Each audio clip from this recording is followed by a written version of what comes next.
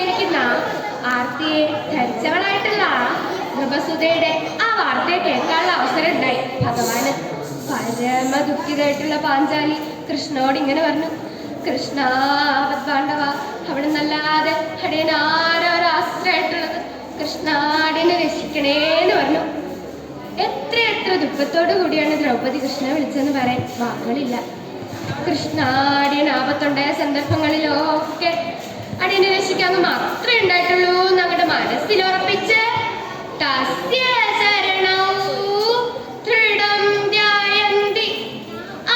ശ്രീകൃഷ്ണന്റെ പാദങ്ങളെ മനസ്സിലേക്ക് അങ്ങോട്ട് ഉറപ്പിച്ച് ഹരേന്നങ്ങോട്ട് വിളിച്ച് കണ്ണങ്ങോട്ട് വന്ന് നോക്കുമ്പോ ദാ മുമ്പിലിരിക്കണു സാക്ഷാൽ ഭഗവാൻ ശ്രീകൃഷ്ണൻ. ആ ദ്രൗപദി, എന്താ ഇങ്ങനെ വല്ലാതെ വിഷമിച്ചിരിക്കണേ? എന്താ കഥ? കൃഷ്ണ അടിയൻ ചൂത് കളിച്ച് കാട്ടിലേക്ക് പുറപ്പെട്ടപ്പോ ആദിത്യ അനുഗ്രഹം കൊണ്ട് ഒരു അക്ഷയപാത്രം കിട്ടി. അതുകൊണ്ട് കൂടെ ഉള്ളവർക്കൊക്കെ സുഖമായിട്ട് ഭക്ഷണം കൊടുക്കാം. എന്റെ ഭക്ഷണം കഴിഞ്ഞാൽ പാത്രത്തിൽ ഒന്നും ഉണ്ടാവില്ല. ദാ ഈ സമയത്ത് ദുർവാസാവും 10,000 ശിഷ്യന്മാരും കൂടി ദാ ഇങ്ങോട്ട് വന്നിരിക്കണു. ആ വന്ന സമയത്ത് തന്റെ ഭർത്താവായിട്ടുള്ള ധർമ്മപുത്രർ യാതൊന്നും ആലോചിച്ചില്ല. തന്റെ ഭക്ഷണം കഴിഞ്ഞാൽ പാത്രത്തിൽ ഒന്നും ഉണ്ടാവില്ല. അതാലോചിക്കാതെ കണ്ട് അവരോടെല്ലാം വേഗം കുളിച്ചു വരാൻ പറഞ്ഞിരിക്കണു. ദാ ഒരു ഒറ്റ ചോറ് പോലും ഇല്ല കൃഷ്ണ. ഞാൻ എന്റെ ഊണ് കഴിയുന്നുണ്ട്. ഈ കുലം മുഴുവൻ നശിക്കാൻ പോണല്ലോ കൃഷ്ണ, എന്നെ രക്ഷിക്കണേന്ന് പറഞ്ഞു. ഇങ്ങനെ ആ പാഞ്ചാലി കരഞ്ഞോണ്ട് കൃഷ്ണനോട് കഥയൊക്കെ അങ്ങോട്ട് പറഞ്ഞു.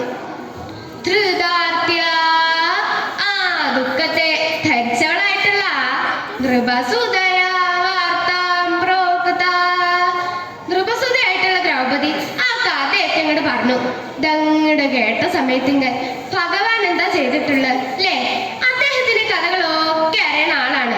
എന്നാലും അദ്ദേഹത്തിന് എത്ര കുറുമ്പുള്ളൊന്ന് പറയാൻ വയ്യ. അത്രയുണ്ടേ, അതെല്ലാം കാട്ടിക്കൊടുക്കാൻ വേണ്ടിയിട്ടാണോന്ന് തോന്നും അദ്ദേഹത്തിന്റെ പ്രവൃത്തി കണ്ട. എന്തേ അദ്ദേഹം പറഞ്ഞത്?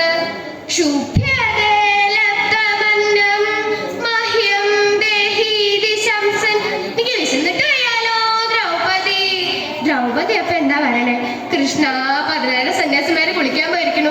അവരിപ്പൊ വരും, അവർക്ക് ഭക്ഷണം ഉണ്ടാക്കി കൊടുക്കാൻ. പാഞ്ചാലി വിഷമിക്കണ്ട, വിശന്ന് വയ്യാണ്ടിരിക്കാൻ ഞാൻ. എന്തെങ്കിലും തരൂ ദ്രൗപദി. കൃഷ്ണ 10,000 സന്യാസിമാര് കുളിക്കാൻ പോയിരിക്കണു. ദുർവാസാവ് വരട്ടെ. അവര് കുളിക്കാൻ പോയിട്ടില്ലല്ലോ. ഞാൻ ദാ മുമ്പിലിരിക്കണു. വിശന്ന് ഞാൻ ഇപ്പൊ ഇവിടെ വീഴും. എന്തെങ്കിലും തരൂ ദ്രൗപദി. എന്തെങ്കിലും തരൂ എന്ന് പറഞ്ഞങ്ങനെ കരിയാ കൃഷ്ണൻ. കൃഷ്ണ അവിടെ ഒന്നും ഇരിക്കണ്ട. പാഞ്ചാലി, ചോറില്ലെങ്കിൽ വേണ്ട, ലേശം കൂട്ടാനോ അങ്ങനെ എന്തേലും ഒന്നും ഇല്ലാണ്ട് വരുമോ? കൃഷ്ണ അവിടെ ഒന്നും ഇരിക്കണ്ട. നോടെയൊന്നും പറയരുത്.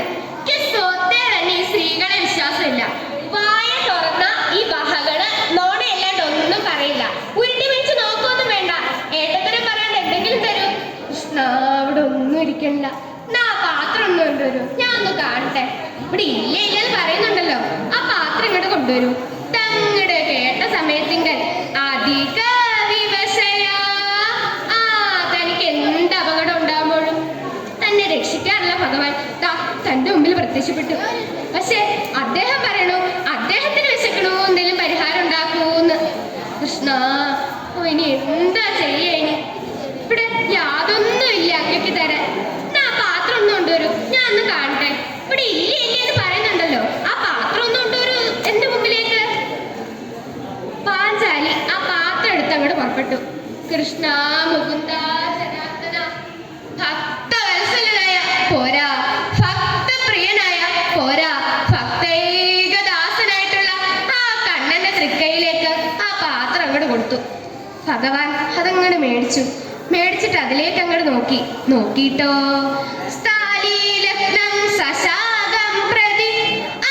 ദ്രൗപദി, ഈ ചീരക്കൂട്ട അതിലിങ്ങനെ വെച്ചിട്ട് എങ്ങനെ പറയാനുള്ള മനസ്സൊന്നും ഇവിടെ ഒന്നുമില്ല. ചീരക്കൂട്ടാനൊന്നുമില്ല. ആ പാത്രത്തിന്റെ ഏതോ ഒരറ്റത്ത് ഒരു ചീരയുടെ ഇല പറ്റിപ്പിടിച്ചിരുന്നു. പാഞ്ചാലി, ദേ ചീരക്കൂട്ടാന്നാ പറയണത്. കൃഷ്ണ ഇതെങ്ങനെയാ തരാ? ഇത്ര നേരം ഇവിടെ ഇല്ല എഴുന്നള്ളിച്ചു. ഇതെങ്ങനെയാ തരാ?